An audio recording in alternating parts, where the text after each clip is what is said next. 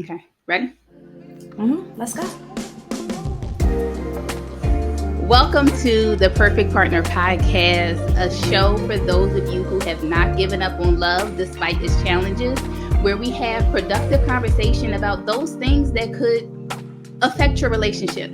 I am your host, Erin F. Darden. I am an emotional intelligence and relationship coach, and I am on a personal mission to help people understand the importance of emotional intelligence in building and maintaining healthy relationships.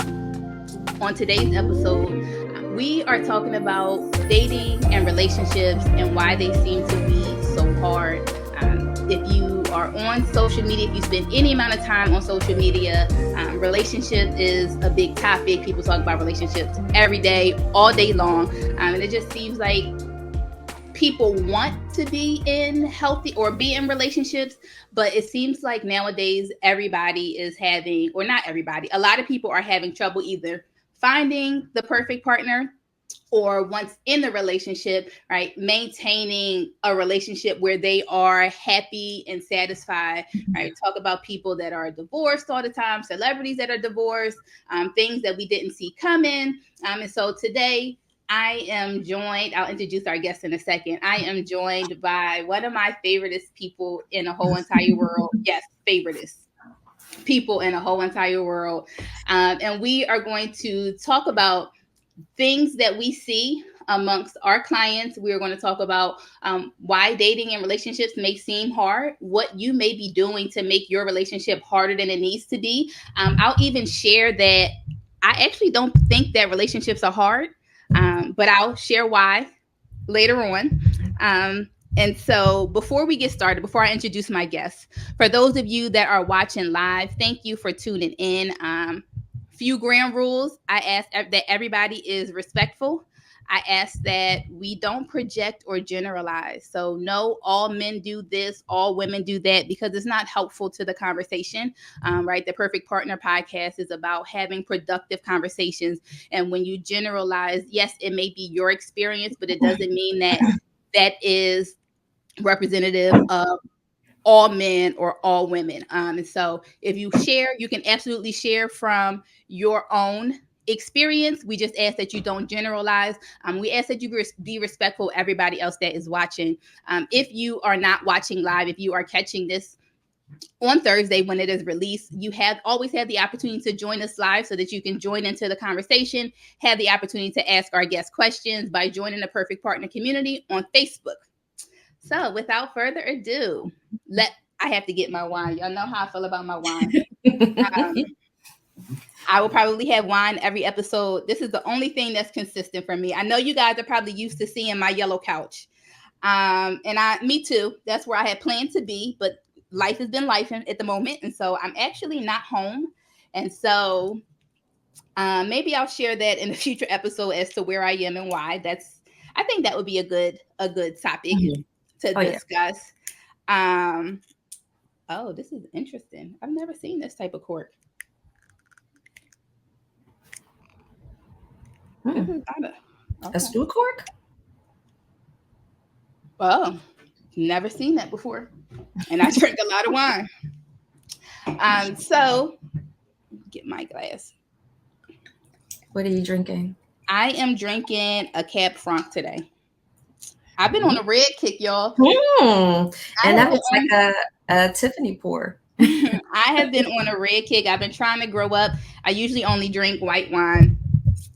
Um, I usually only drink white wine, but I've been trying to grow up and expand my palate into the red world. So here we are tonight. I am drinking a glass of red, a glass of Cab Franc.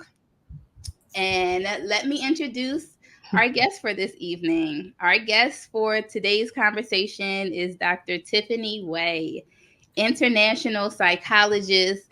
She spends her time researching epigenetics and how trauma is passed down from generation to generation. So the example that she had to give me was right how there are a lot of Black people that are afraid of dogs. Right, it's not a coincidence. It's the idea that right dogs used to be they used to sick dogs on right Black people, and so the idea of epigenetics is that that trauma is passed down through our genes. And so that's just one example. So there are other things I'm sure she could share better than I can. That things, that could be passed down that are maybe more relevant to you today. But she is also a licensed clinical social worker. And so she does therapy. I know she does substance abuse, but she also does couples counseling, couples therapy. And so I am so happy to have Dr. Tiffany Wade with us this afternoon. We always have great conversations, so I invited her, and I'm so glad she accepted, so that we can have this conversation from a therapeutic standpoint, and I'll talk about coaching and emotional intelligence. And we hope you guys join in on a conversation. If you guys have questions, put them in the chat. If we have time, I will definitely ask. Let me know if it's for me or Dr. Way. And let's get started. Dr. Way, thanks so much for joining us. Thank you so much for having me, and toast to the first one. If I can find it, there we go. I really am. I'm so excited for this. I think that the type of podcast that you are curating is so needed, especially in a time where relationships are really being discussed at a high level, but not high enough. And I think that there's a lot of really low level discussions happening, where unfortunately those discussions are on really large platforms. There's a lot of misinformation being put out there, kind of walking people into some really horrible situations. And so I'm just excited for what you are about to do, what these people are about to get from you, the guests that you have lined up. I have some, I'm privy to other information. So you guys have a lot in store for you. This lady is really putting together a gym, and I'm so excited. And speaking of being excited, because we're going to get to the relationship stuff. Let me tell you what I got in the mail, honey. You got your book. Oh, so I gotta put it down because I'm not about to cry on this camera. But I got, oh gosh. So I got your book. And look. There we go. That's me. So I actually was talking about that book on my story today, and people keep commenting like, how didn't I see? I didn't even know. So I never even announced it. I wrote that book years ago, maybe in like 2018, 2019. I wrote the book after I discovered my purpose. I kind of just wrote down the things that I feel like helped me discover my purpose. And then I wrote it and I never touched it again. And never touched it. This is the year where I am stepping outside of my comfort zone. I am doing new things, right? I took a solo trip to Italy by myself for my birthday. So this is the year that I am just doing new things. And so I was like, let's go ahead, put it out there. Let's see what happens. So I never actually I never talked about it. I didn't announce it. My best friend actually posted it on Instagram, which is the only reason people on Instagram know. And I reshared her post. I just shared it with my circle. But I definitely am supportive of everybody who has gone out to purchase the book. Why Were You Created? Seven faith-based tips on discovering your purpose. So if you're interested, it is available on Amazon, or you can find a link on my website, which is just my name, erinfdarden.com, or just search for it in Amazon. So thank you for that, because I probably definitely I knew you wouldn't say anything. And I'm like, let me go get the book, because she's not going to say anything about it. She's not going to mention it. And I am bringing this with me this week because I want it autographed. Because I'm going to have it forever and ever and ever and ever. So I'm expecting an autograph. Okay. All right. Okay. We can get into the relationship stuff. I wrote it over you. Okay, blushing. Relationship stuff. I'm in a lot of relationship groups on Facebook. I see a lot of stuff on Instagram. And sometimes it actually, it makes me frustrated, and I have to get off of social media because it just seems like there's no hope for healthy relationships or just having relationships, right? people have unrealistic expectations. You got to make this amount of money, you got to be this tall, you got to cook and work and take care of the kids and give me sex when I want. And it just seems like nobody can get on the same page, nobody can be happy.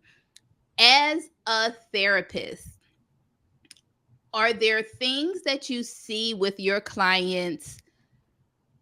Like, are there some common issues you see with your clients now more than like in the past, or is there any commonality at all? Hmm. So, first, I would like to say that you're absolutely right in what you see on social media, and it paints us a really sad picture. Mm-hmm. But I want to first say on this platform that healthy relationships are happening. They are real. People are in them. People are thriving. People are loving on each other, building families, building businesses, traveling the world, and having all the things that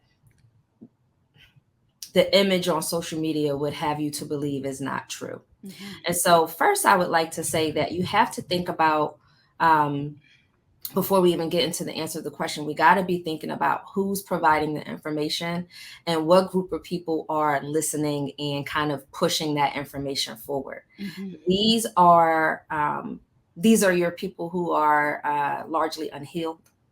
Mm. These are people with a very small frame of reference. They're generalizing men and women based on their relationships when they've had five all from the same town, Right. all from they met them all at the skating rink, and now it's representative of all men, right? Right. Because the people who are happy in their relationships are not getting on camera bashing relationships or the opposite sex. They too busy being in love. So Right. we gotta first pay attention to that part, right? Mm-hmm. But what I see a lot with my clients, and it ebbs and flows in terms of the cycle of people that I get. So Okay. let's talk about right now.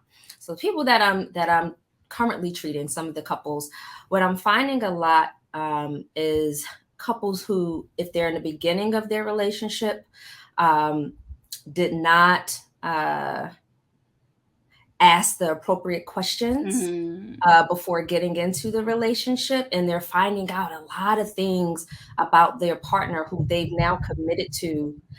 They're finding out these important things now when they should have figured it out during the dating process. So there's some bad dating, or I'll say poor dating habits happening out there, largely having to do with communication. Mm-hmm. So there's that part. But the other side of it too is lack of insight. So I'm treating a lot of people who, um, while they're trying to get to know their partner, while they're trying to fix their relationship, while they're trying to figure things out, they're also trying to figure themselves out. And so these people have entered into relationships prior to knowing who they are, Mm-hmm.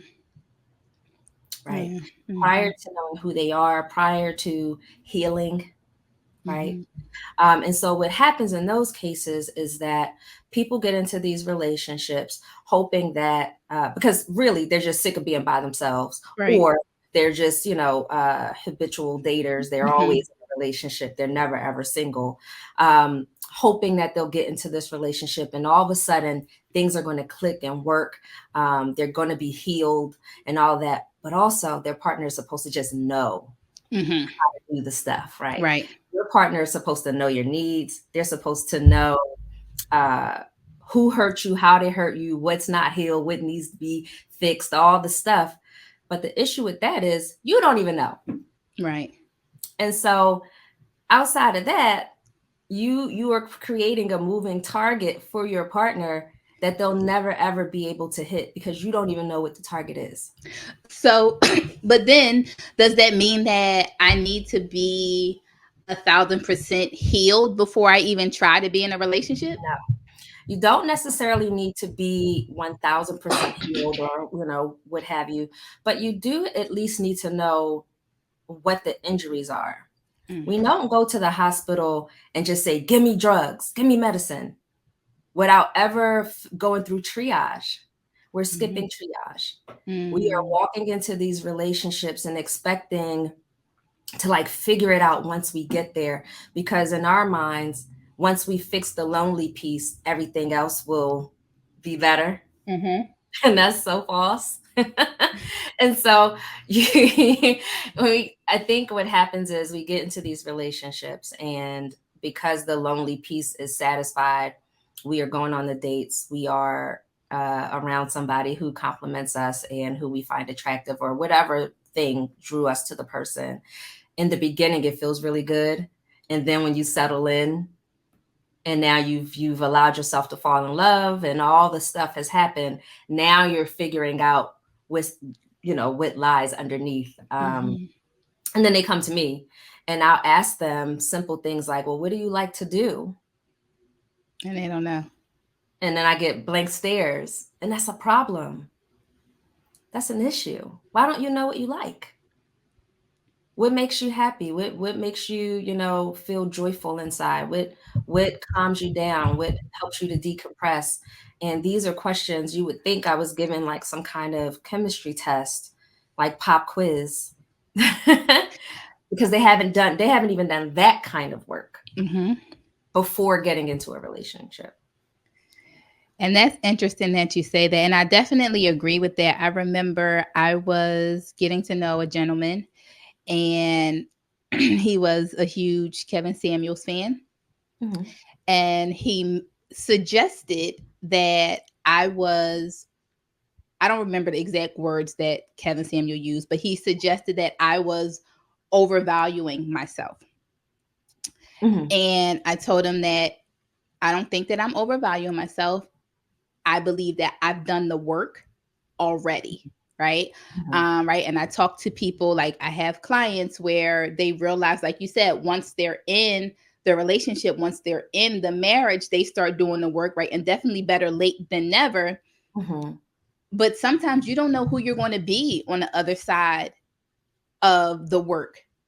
Right. And so Mm-hmm. you may come out and realize that what your partner has been given to you all these years doesn't work for you anymore, right? And Mm-hmm. that's totally okay. And so he was suggesting that I was overvaluing myself because I'm 35, I've never been married, I don't have any children.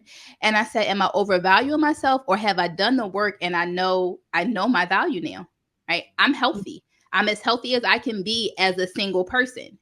Right. And versus him, he had a lot of nerve because he was divorced. He had a child, not by his wife. Like, it was just a lot. And I'm like, but you think I'm overvaluing myself? And I'm like, what?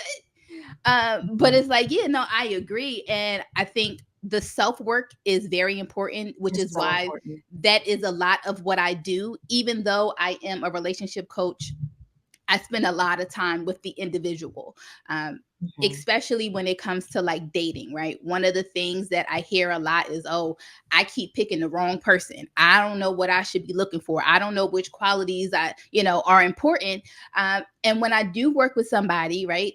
And we're trying to figure out, right, what does a healthy partner look like for you? What does that perfect partner look like for you?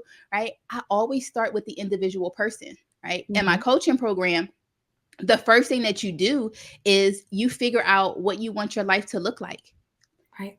5 years from now, right? This is what I tell Mm-hmm. people when I meet them.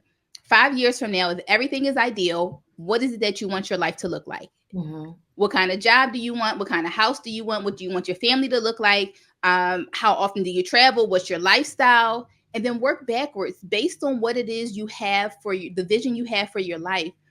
What do you need in a partner to reach that lifestyle? Mm-hmm. All right. Mm-hmm. And I think that it is, some people are, like you said, they don't know themselves enough to know what they need to be looking for in a Mm-hmm. partner.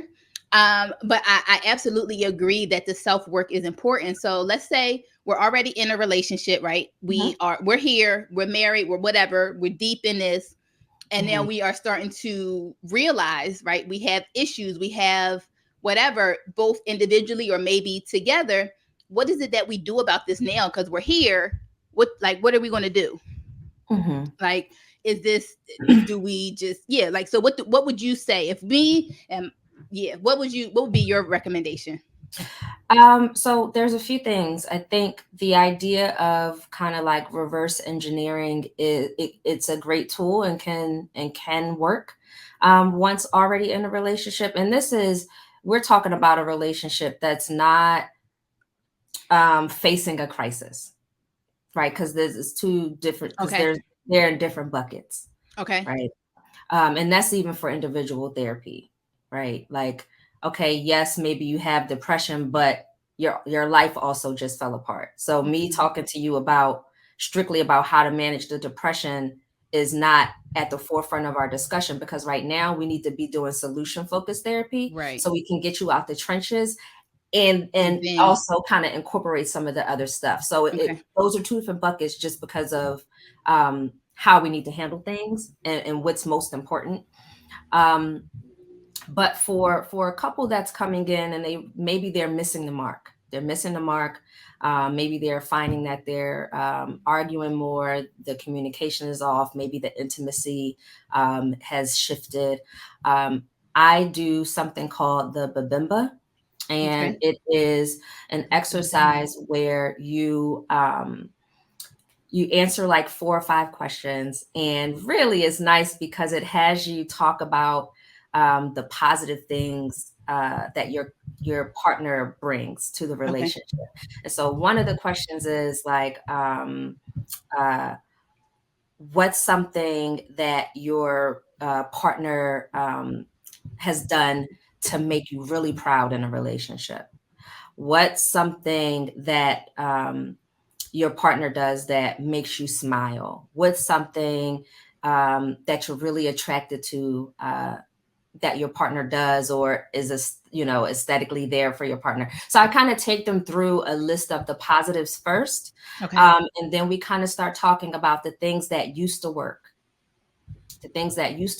and we talk about how and why things have changed, Okay. right? The reason why I do that is because sometimes we look to our partner to be the reason why things changed when it's actually us or a circumstance. So what if it's Wait. you, girl? Wait. Go back. Say that again. What if Say it's that you? again. Wait. Go back. Go back. Go back. Rewind that. Wait. Wait. Wait. Let's bring that one on back. You said. Say that again. so so I said sometimes when we're looking to see what changed, we're looking at what changed, like what did our partner do that has changed, when really it may be us. What if it is us that has changed? What lacks in a lot of these relationships, unfortunately, is lack of accountability. We get into these relationships, and Mhm. the idea is that our partner is going to give, give, give. We're going to receive, receive, receive. And we can also never be wrong. The sex is going to be bomb all the time. The money is going to come in all the time. Like the water heater is never going to break. You know, nobody's ever going to pass away. The job is never going to annoy you. Like you are in a relationship with your life partner. Mhm. So life is going to happen, right? And so when we sit and we talk about the things that used to work, or even the things that are still going really well, we talk about how to keep those things going. But also, there may be some things that we can identify that were never there that we can now implement into the relationship to get it back on track and kind of demystify the idea of this perfect life Mhm. with our partner, because that's unrealistic. Okay. So life is going to life. And Hmm. so how do we, let's say, we may not have those issues before we are married, right? Hmm. Maybe we don't live Hmm. together. So if somebody's water heater break, it's one or the other. So it's not something that we have Hmm. to face together, Right. right? So how do we figure out who, like in the dating stages beforehand, who Hmm. we are marrying? How do we know that once life starts lifing, this Hmm. person is right going to ride, somebody that we can Right. be a teammate with, and Hmm. all of that? I would say that things that I would look for is to kind of just see how they handle their own conflict, right? Even though Hmm. you guys may not be going through things together, Hmm. but when your life happens all the time, and I think just being observant of how they handle things, I also think another thing is they're probably going to be upset with you, or you're going to be mad at them before you get married. I would hope, right? That has Mm-hmm. life, right? Mm-hmm. And to see how they treat you when they're upset, Mm-hmm. right? Mm-hmm. So I think those are some of the things that I would look for. Are there other Mm-hmm. things that you think we should be looking for that would give us an indication of how this person will show up with us or for us when life starts life in? So when we are in relationship, a good, healthy one, right? It is about what I've seen in terms of relationships that really work and do well is based on more of a strengths perspective, and this can be kind of approached during the dating phase. So, for example, um, I'm really good at saving and budgeting. That's something that I'm good at.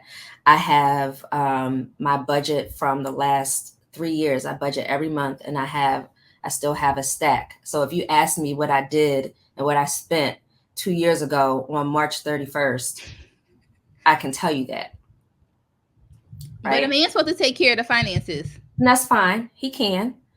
But if I'm if joking, that y'all. is a Yes. strength of mine, if that's a I'm strength of mine, then he can, and also a strength of his, then that means he can take the lead on that. But if at some point life's and maybe he's in a car accident, he can no longer work or he loses his job, he knows that I can also handle that. That's something that I'm good at. We're not going to lose the house. Yeah, and I think Right. that is something very important Mm-hmm. to remember, right? Especially in this day and age where people have all of these expectations and what these gender roles are supposed to look like. And he's Mm-hmm. supposed to do this and she's supposed to do that. Mm-hmm. When, like you said, for one, y'all got to do what works for y'all.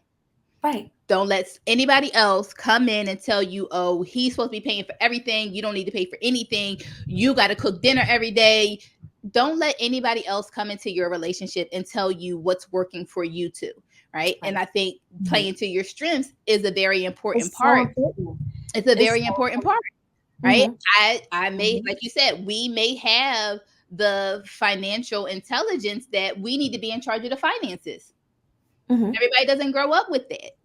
Everybody doesn't grow up with that. I didn't grow up with that. That's something that I learned over the years. But there's other things in a relationship that my partner may be really really good at that I'm not. And I think being able to lean into your partner's strengths and celebrate those things, but also be willing to learn some stuff together. Like Mhm. for example, I don't have children, and the person that I'm dating doesn't have children. This kid thing, I'm going to enjoy it. we're if that is the person who I start my life with and have kids with, we are going to figure that out together. We have Mm-hmm. no clue. Okay. And being okay with that, that's the fun part. We've Mm-hmm. somehow gotten into this space where we get into relationships and we're supposed to be all knowing. And this is for the men and women. We're supposed to be all knowing. Nothing is supposed to be difficult, and it's just supposed to like voila happen. And I think Mm-hmm. having healthy realistic understandings and ideas about what life looks like with a partner, identifying your needs, being willing to cater to your partner's needs, um, is so important. This finger pointing thing that we're in right now, Mm-hmm. it's nuts. And honestly, people come into session doing that. They come in doing that. And it's nice because once they have a mediator, really we're able to Mm-hmm. untangle it, and it doesn't even have to be that way Right. anymore. So these expectations, and this is something that is near and dear to my heart. I have to ask a question about the men, right? Okay. I talk to a lot of men. I have a lot of conversations with men. Men is actually who I desire to work with, Mm-hmm. because I feel like a lot of, based on what I have been told, I know there are men that feel like they get the short end of a stick in a relationship. And so Mm-hmm. when you're talking about playing to strengths and you don't have to know it all, I could imagine that there are men that feel like they have to know it all, right? They have to be the provider. They have to know, everything. Right. And you were talking about celebrating them and making space for, their strengths, their weaknesses, and all of that. Do you have any suggestions for the men, right? Or for both? It could be for the women that need to make the space for the men, or for the men themselves. You let me know if you have advice, and I'll think about some advice that I can also share. Okay. So one of the things that I do when I talk to men about, so let me first say this. If you were to come and do couples counseling with me, I approach things a bit differently in that we do sessions together, but I also separate the couple. So we'll do a few sessions together, and then I'll meet with the woman, I'll meet with the male, and then we'll come back together again, because I like to create space for each person to be able to speak freely without their partner sitting on their shoulder, because there might be some stuff that we need to dig under, and then come back together. And then I have kind of a better roadmap, and can facilitate discussions a little bit better based on what's discussed individually. And so when I get the male by themselves and they start talking to me about these ideas that they have, I ask them where they got them from. Because we come into relationships having had experiences. We're in big ages. We're not teenagers anymore. Right. And for sure not in our 20s. We grown, right? And so we come into these relationships with experiences that occurred sometimes even before we got into our first relationship. And so I asked the person where they got it from, but also if it worked. Because when you ask that question, it's so interesting to hear how often we carry these messages that we've kind of gathered over the years that didn't even work for the people we got it from. Who are you listening to, right? So then we have to go into not only where did you get that from, but did you bring that into the relationship and align yourself with a woman that is looking for you to know it all? Or did you come in presenting yourself as if you knew it all, and now you're paying the price for it? So there's a couple things that we have to kind of deconstruct before we can build it back up. But for the men, I think that opens up, it kind of like a light bulb goes off, right? And when that light bulb goes off, when I meet with the wife or the girlfriend, I'm able to talk to her about ways to reassure him, ways to be supportive, right? We all have a desire to be needed in different ways, depending on the person. But for sure, when I'm living in this apartment by myself and I need something that's on the high shelf, I climb on things and I get it. I figure it out. My shins, I have bruises that show that I do that all the time, right? I'm really strong. I work out, I lift weights. And so when I'm home, I lift stuff, I put stuff together, I do all kinds of stuff. But when my partner's here, I'm like, oh, I can't. Oh my God, I can't. Come help me, right? Not because I'm helpless, but because in that moment, he feels wanted, he feels needed. There's something he can do for me, right? And so that reassurance, that making sure that our partner knows that they have a place in our life, their space, right? And letting them know, sometimes using simple language like, it's okay that you don't know. Saying it aloud. Because a lot of times we have these expectations of ourselves that our partner isn't even looking for. Like, she's not even looking for you to know everything. You decided you needed to know everything. Okay. That's a good one. That's you think big. that you have to like have a big butt and wear a whole bunch of lingerie, and when really you could wear a t-shirt and he's happy. Right?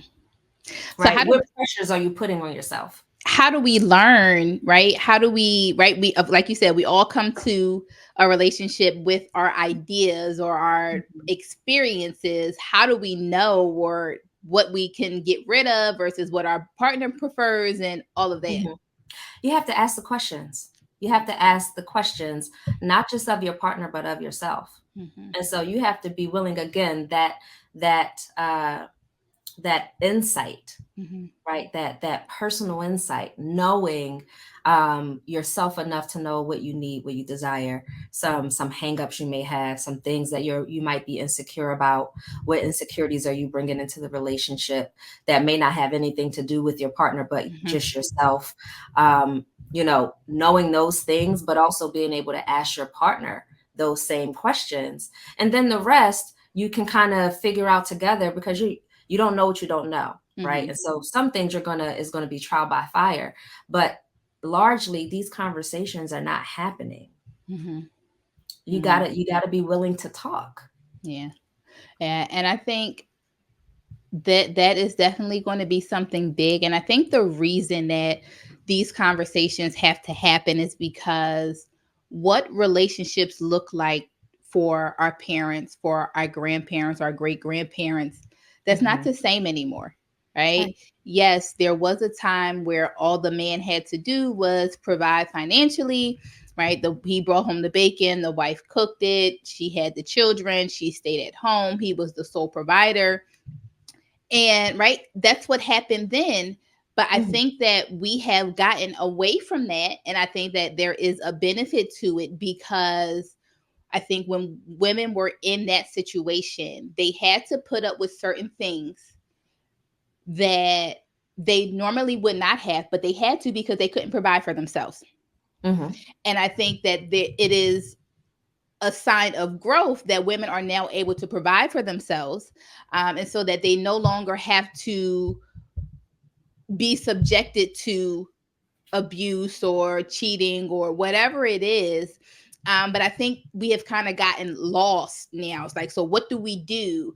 That's what it was. He provided everything. And I think some of it still lingers to today. But it's like, I think now that we are away from that, people are lost as to what their relationship should look like. And so I think that's why we have so many people on the internet saying that, oh, a man got to do this, a woman has to do that, when, like you said, you got to, one, play to your strengths, but have those conversations, right? Hmm. You may not be able to listen to these people on the internet telling you what it should or should not look like, Hmm. or anything like that. You got to, like you said, you got to know yourself, you got to know your partner, and know what's going to work for you too. Right.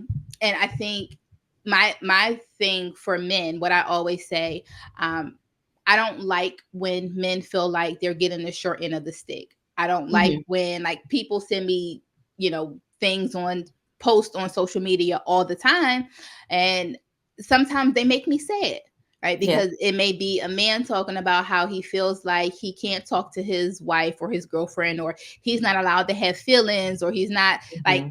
and right, I don't like those things. I Hmm. think a relationship is supposed to be a partnership, Hmm. and everybody's needs should be met. We may need different things. Hmm. It may look different. Let me go back. I think we need the same things, right? We both need our partner to speak our love language. We need support. We need encouragement. It just may look different from person to person, right? And I don't Hmm. think that is a gender thing. I don't think all women need the same type of love. They don't receive love the same, right? You like flowers. I prefer French fries, Hmm. right? So it's no Talk about one it all rule, the time. right? I would appreciate if somebody got me flowers, but I would much more appreciate French fries, right? And so you Hmm. definitely have to talk to the person that you're dating, your partner, so that they know what's going on. But I think absolutely we are in a space where men are we want men to do more than just provide financially. Some of us, right? There are still some women out there that, right, that's all they want, and that's okay, right? Just make sure you find somebody that is aligned and has the same ideas and goals, or that you have around They think that's what relationships, they want. right?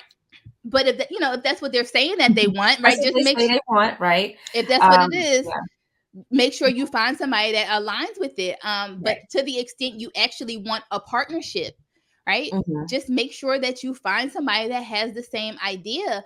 Right. And I will share, somebody commented and said, aren't we all just salesmen trying to convince somebody to buy our product? And I think that my short answer would be no.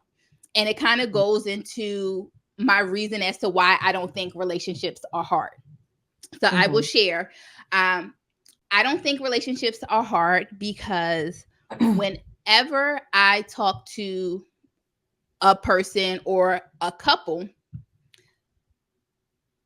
whenever I am able to get down to an issue, right? What the Mhm, root, because most people, when they're upset, they're upset about the action, but they don't get to the root of the problem. mhm, So that's what I help them do.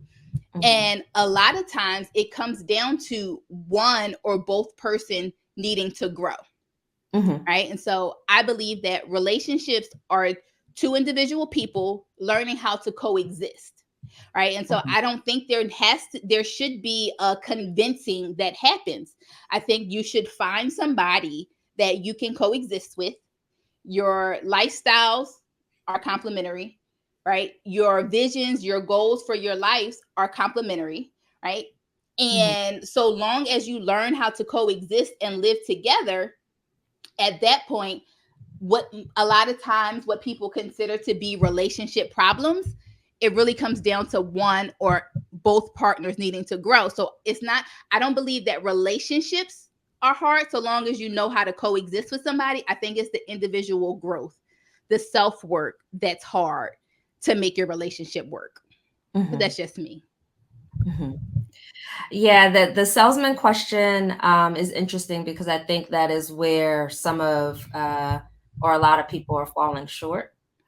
The reason why we don't like salesmen or salespeople is because um, it feels dishonest. Mm-hmm. It feels like a facade. It's very surface. Mm-hmm. And so if you approach relationships like, you both are salesmen, that breeds from the very beginning um, a sense of distrust Mm-hmm. right away from the gate. And so I believe that the best way to approach relationships, again, is taking that insight that I talked about to the next level. And so being truly authentic to yourself regarding how you live your life, the things that you want, doing the work first, and all of that, and actually living your life Mm-hmm. is how you will find the partner or the person that you spend your life with. And have it last. And so if you love if you love working out and it's important that your partner um enjoys working out too and takes good care of themselves, why are you hoping to meet your partner at the club popping bottles and like eating all the food? Like and you see and y'all both there all the time doing like stuff that's not aligned with the lifestyle you say you want, Mm-hmm. but you put yourself in situations to meet people that are not Are even not aligned. close, not even close to what you desire, right? Like, so we have to know ourselves, we have to show up authentic, and the people who show up in your life while you're just being yourself Mm-hmm. are the people that typically stay. And that's not just for romantic partners, that's for friends too, Mm-hmm. right? Yes, I take stuff like obviously school seriously. Um, clearly, can't stay out of there, can't stay out of the place. Um, but I also enjoy reading and laughing, and I love like flowers and gardens and like all of these things. I love to travel. So I can't date someone who doesn't have a passport and thinks it's silly to go other places because you can see somebody said that to us, remember? You Mm-hmm. can see the same things in the city that you can see abroad. What Mm-hmm. city you live in? Somebody told me, he Who are said you? he doesn't see the point in traveling. And Hmm. I said, Right. I And take that's a trip, fine. That's but fine. and I said, well, I like to go, we both Hmm. drink wine. And Hmm. so I pick my vacations based on wine. And he was like, they don't have wine here. Hmm. Okay, yeah, this Because is he didn't not see gonna the work value. out. And that is fine because there are plenty of women out there who don't see the need to travel, are afraid to travel, don't think it's like something for them, right? Mm-hmm. But what that tells me in that conversation, is no, that person is not wrong. They have their beliefs and that's cool. Absolutely. But we don't align because there is a thing that I have a set budget for, which is travel, that's important to me. And Mm-hmm. so I'm not going to fight with you a year into the relationship about this trip that I want to take. Mm-hmm. But if I ignore that comment that you made because I'm just so hard up to get a man, then whose fault is it now that I have to fight you to travel? It's mine Yes. because you said it and I ignored it. And Mm-hmm. that's probably a whole nother podcast is ignoring stuff. Those red flags. Ignoring those things, right?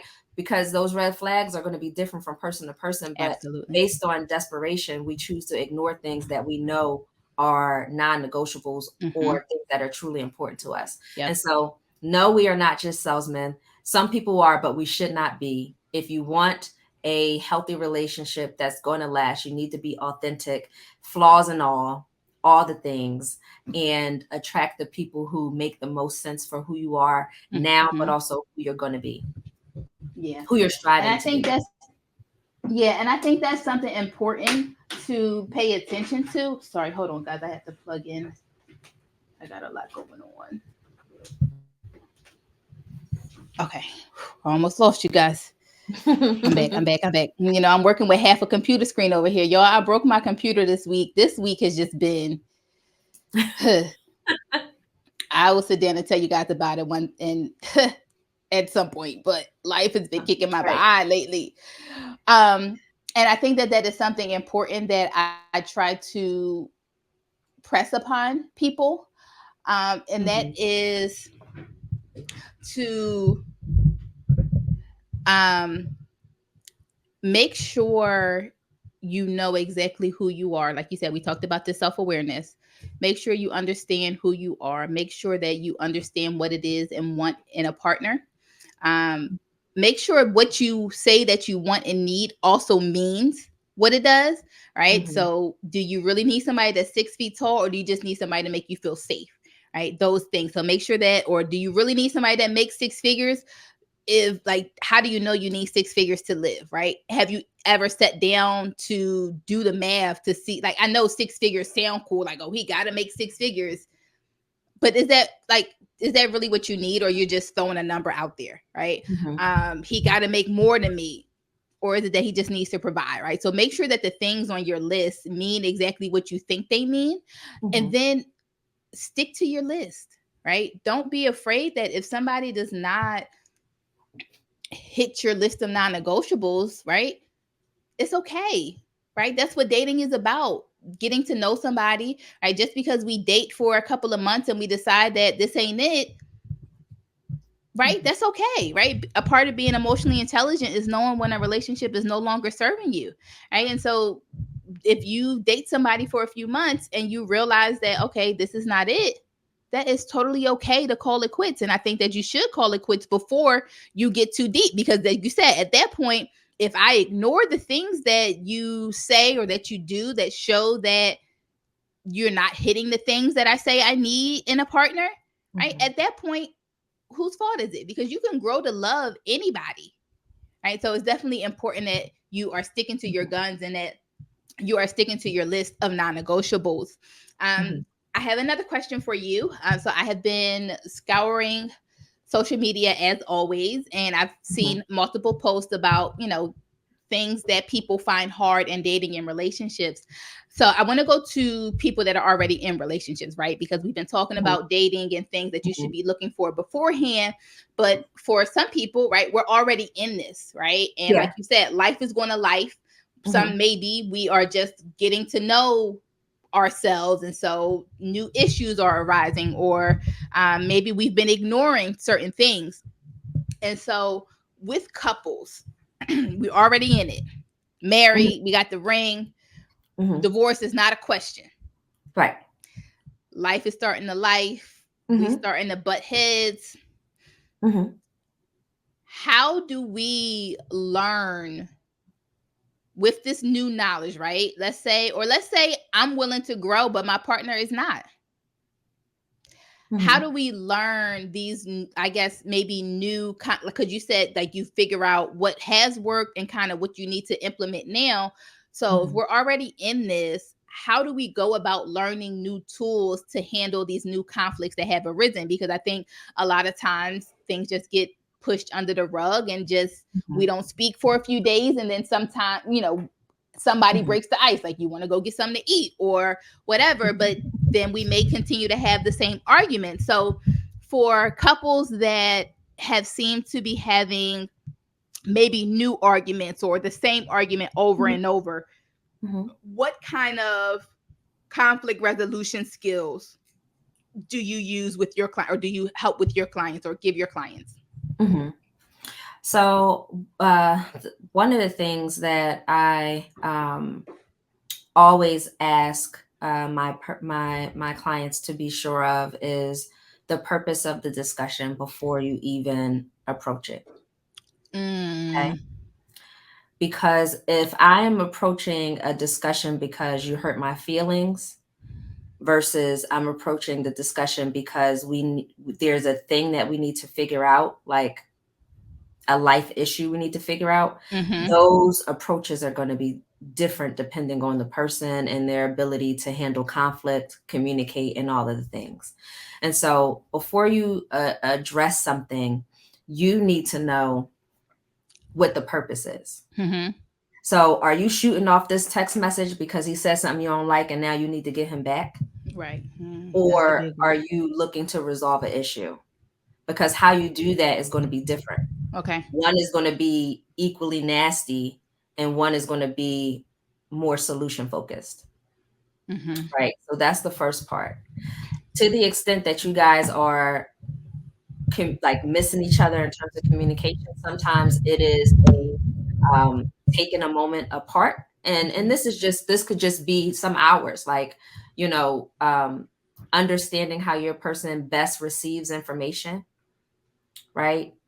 Does your partner do better talking right now and figuring it out right now? Or is it better to approach them when they've had an opportunity to kind of gather themselves? Because the issue might not be with you. It might just be an issue just outside of the relationship, right? Lifing. And so how does that work? Does the situation need to be handled right now? Or can it wait until tomorrow when my partner has a clearer head? Right? What do I need in order for my anxiety not to shoot through the roof? Right? Because my partner saying I need a day might be like gut wrenching for me. Right? Because I for sure need a day. So a lot of times in that situation, what I need is not a solution to the problem right now, but I need to know that we're going to come back to it. Right? That's a good point. I just need to know we're going to come back to it and we're not going to let it fall. Right. And so understanding that part helps couples a whole lot in terms of conflict. Also, not just when talks need to happen, but what's best. And so there's a questionnaire that I used to give and people would always laugh at it because it said, what's the best way to communicate? And these are married people. And it said, what's the best way to communicate? Phone, in person, or email? And everybody's laughing like, email, that's crazy.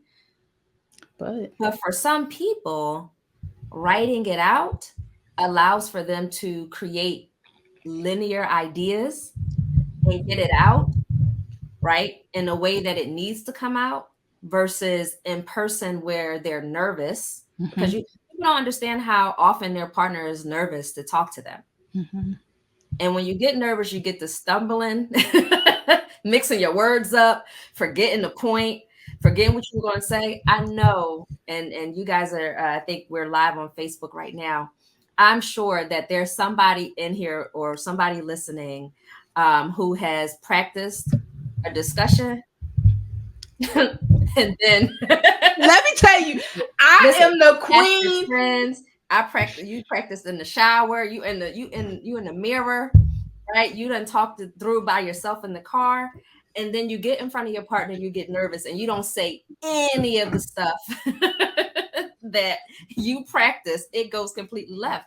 And so understanding how your partner best receives information, understanding how you best receive information, and again, playing into each other's strengths in terms of how to deal with whatever the situation is, whether it's conflict with each other or conflict or an issue with the world, is going to be really important.